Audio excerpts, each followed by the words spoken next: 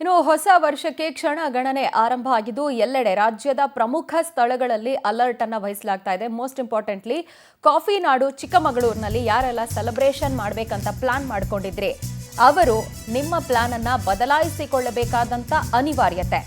Coffee ನಾಡು ಚಿಕ್ಕಮಗಳೂರಲ್ಲಿ new year ಸೆಲೆಬ್ರೇಷನ್ಗೆ break ಬಿದ್ದಿದೆ. Because Chikkamagaluru ಪ್ರವಾಸಿ ತಾಣಗಳಿಗೆ ತಾತ್ಕಾಲಿಕ ನಿರ್ಬಂಧವನ್ನ ವಿಧಿಸಲಾಗಿದೆ.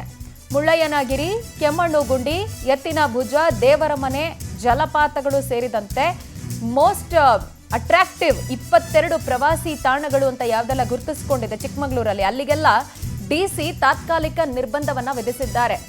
ಟೈಮಿಂಗ್ಸ್ ನೋಡ್ಬೋದು. ಇವತ್ತು ಸಂಜೆ 6 ಗಂಟೆಯಿಂದ ನಾಳೆ ಬೆಳಗ್ಗೆ 6 ಗಂಟೆಯ ತನಕ ಈ ಎಲ್ಲ ಪ್ರವಾಸಿ ತಾಣಗಳಿಗೆ ನಿರ್ಬಂಧವನ್ನ ವಿಧಿಸಲಾಗಿದೆ. ಅಂಡ್ ಆಲ್ಸೋ ಇಲ್ಲಿ ಈ ಪ್ರವಾಸಿ ತಾಣಗಳು ಹಾಗೆ ಅಲ್ಲಿಗೆ ಹೋಗುವಂತ ರೂಟ್ ಮಾರ್ಗದಲ್ಲೆಲ್ಲ ಬಿಗಿ ಪೊಲೀಸ್ ಭದ್ರತೆಯನ್ನ ಕೈಗೊಳ್ಳಲಾಗಿದೆ.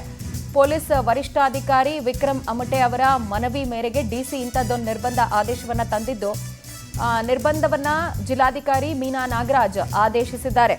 ಚಿಕ್ಕಮಗಳೂರು ಪ್ರವಾಸಿ ತಾಣಗಳು ಅಂಡ್ ರೆಸಾರ್ಟು ಹಾಗೆ ಹೋಮ್ ಸ್ಟೇಗಳೆಲ್ಲವೂ ಕೂಡ ನವವಧುವಿನಂತೆ ಸಿಂಗಾರಗೊಂಡಿತ್ತು. ಬಟ್ ಇಲ್ಲಿ ಈ ಪ್ರವಾಸಿ ತಾಣಗಳಲ್ಲಿ ಎಸ್ಪೆಷಲಿ ಸೆಲೆಬ್ರೇಟ್ ಮಾಡೋದಕ್ಕೆ ನಿರ್ಬಂಧವನ್ನು ವಿಧಿಸಲಾಗಿದೆ. ಬಿಕಾಸ್ ಒಂದು ಯಾವುದೇ ಅಹಿತಕರ ಘಟನೆಗಳು ನಡಿಬಾರ್ದು ಅನ್ನೋದು. ಆ್ಯಂಡ್ ಪ್ರತಿ ಬಾರಿ ಈ ದೇವರ ಮನೆ ಗುಡ್ಡದಲ್ಲೆಲ್ಲ ಜನ ಸಾಮಾನ್ಯ ದಿನಗಳಲ್ಲಿ ಹೋಗುವಂಥ ಸಂದರ್ಭದಲ್ಲೇ ಎಷ್ಟು ಮಾಲಿನ್ಯ ಉಂಟು ಮಾಡ್ತಾರೆ ಅಂತ ಹೇಳಿದ್ರೆ ನಿಜಕ್ಕೂ ಅಲ್ಲಿರುವಂಥ ಜನರಿಗೆ ಪ್ರತಿನಿತ್ಯವೂ ಹಿಂಸೆ ಆಗುವಂಥ ವಿಚಾರ ಅದು. ಪ್ರಕೃತಿ ಸೌಂದರ್ಯವನ್ನು ಎಷ್ಟು ಹಾಳು ಮಾಡ್ಬೋದು ಅಷ್ಟು ಮಾಡ್ತಾರೆ. ಇನ್ನು ಅಂಥದ್ರಲ್ಲಿ ನ್ಯೂ ಇಯರ್ ಸೆಲೆಬ್ರೇಷನ್ ಅಂದರೆ ಬಿಡಬೇಕಾ?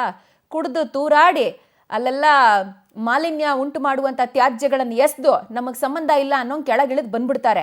ಆ್ಯಂಡ್ ಇದರ ಜೊತೆಗೆ ಅಲ್ಲಿ ಏನಾದರೂ ಅಹಿತಕರ ಘಟನೆಗಳು ಕೂಡ ಆಗುವಂಥ ಸಾಧ್ಯತೆ ಭಾಳ ಹೆಚ್ಚು. ಕುಡಿದು ಮತ್ತಲ್ಲಿ ಯಾರಿಗೇನು ಮಾಡ್ತಾರೆ ಹೆಂಗೆ ಗೊತ್ತಾಗುತ್ತೆ? ಸೊ ಅದನ್ನೆಲ್ಲ ಟ್ರ್ಯಾಕ್ ಮಾಡೋದು ಕಷ್ಟ ಆಗುತ್ತೆ ಅನ್ನುವಂಥ ಹಿನ್ನೆಲೆಯಲ್ಲಿ ಸೇಫ್ಟಿ ಮೆಷರು ರಿಸ್ಕೇ ಬೇಡ ಅಂತ ಹೇಳಿ ಪ್ರವಾಸಿ ತಾಣಗಳಿಗೆ ನಿರ್ಬಂಧವನ್ನು ವಿಧಿಸಿದ್ದಾರೆ.